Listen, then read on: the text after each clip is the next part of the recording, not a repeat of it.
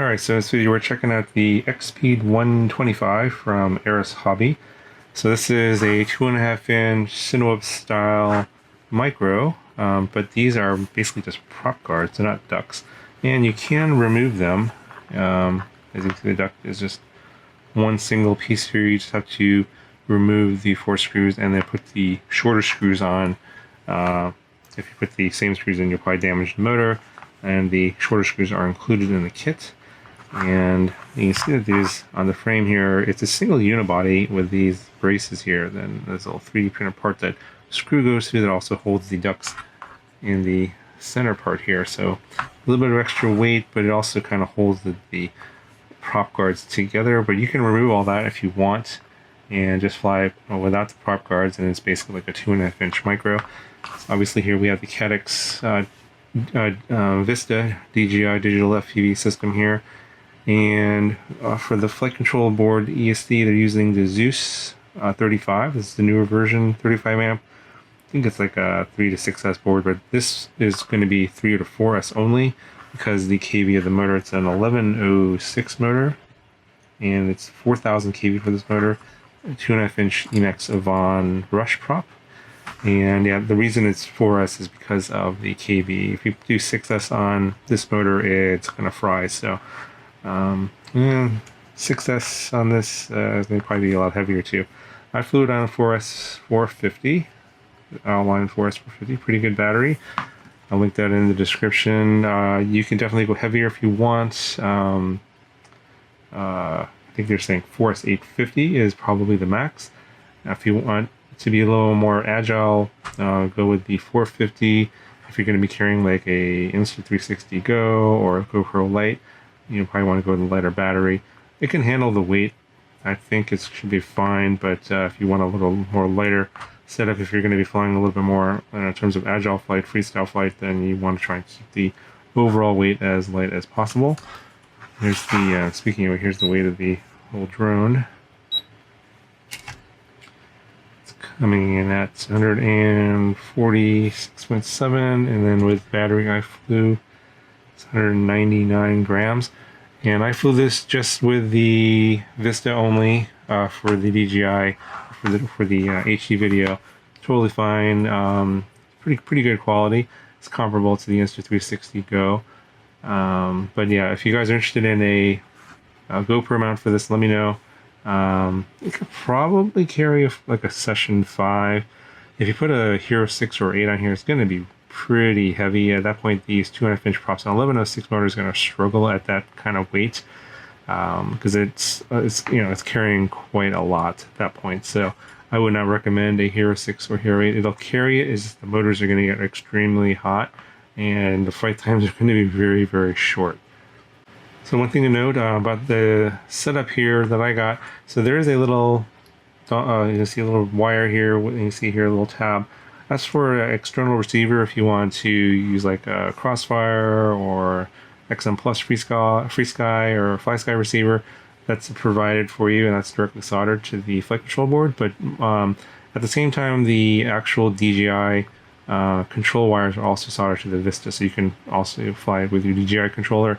One thing is, if you do fly with your DJI controller, the UART that goes from, or the UART connection from the Vista to the flight controller was reversed on mine, so they had RX going to RX instead of RX going to TX, and so on mine none of the goggle data was coming through at all. So they said that they caught that and they're going to fix that. So, but some of you guys have gotten the early batches of this probably already know about that problem, but if you do have that problem and none of your goggle data is going through, check the UART and just reverse the RX and the TX on the UART for the data connections coming from the Vista, and should fix your problem.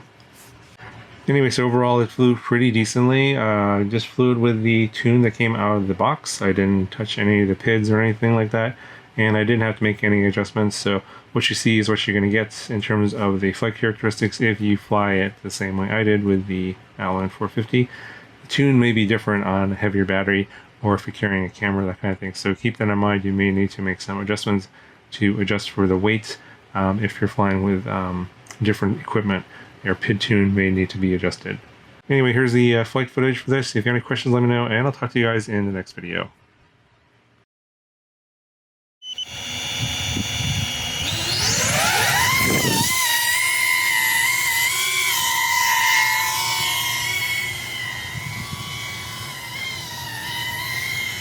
So it seems to have just like a default Betaflight tune. I didn't see anything special in the filters or anything. But it seems to fly okay. Didn't see any weird oscillations or vibrations.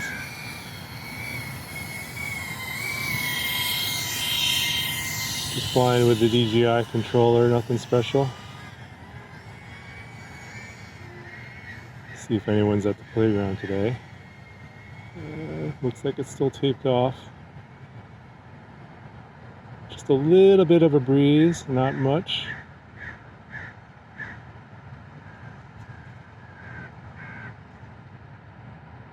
I got a perfect picture. Usually flying analog around here is not good.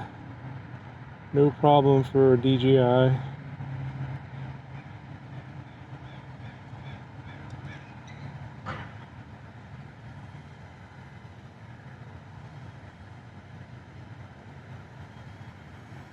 This is probably comparable to the Beta 95X in terms of power setup.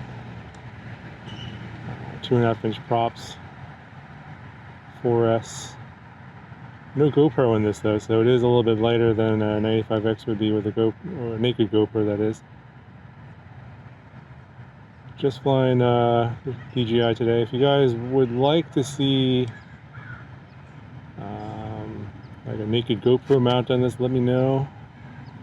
I can probably make one, but only if there's a lot of interest. If there's not much interest, then move on to something else. But very good control if you're flying this around Cinewhoop style.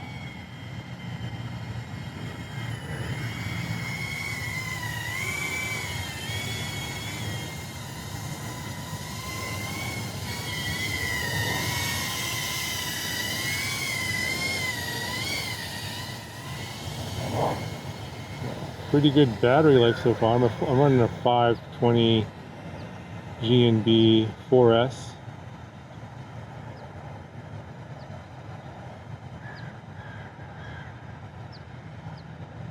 Still at 15.4 volts.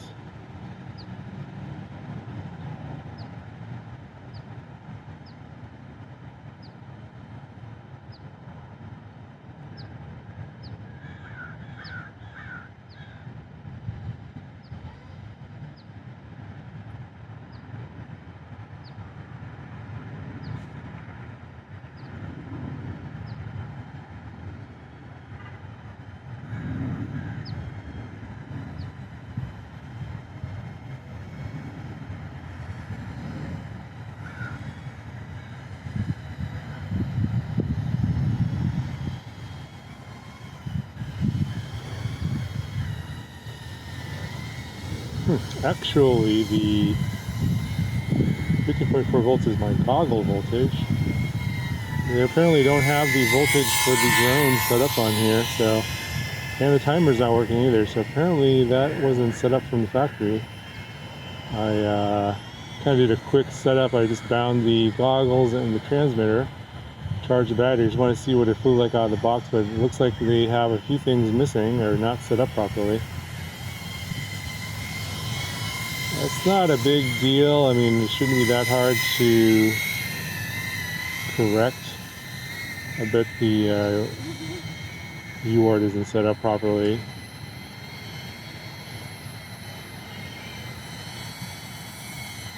And I am feeling at the end of the battery here. Yep, that's the end of the battery. You can hear it beeping, but no indication that the battery was low on the goggles.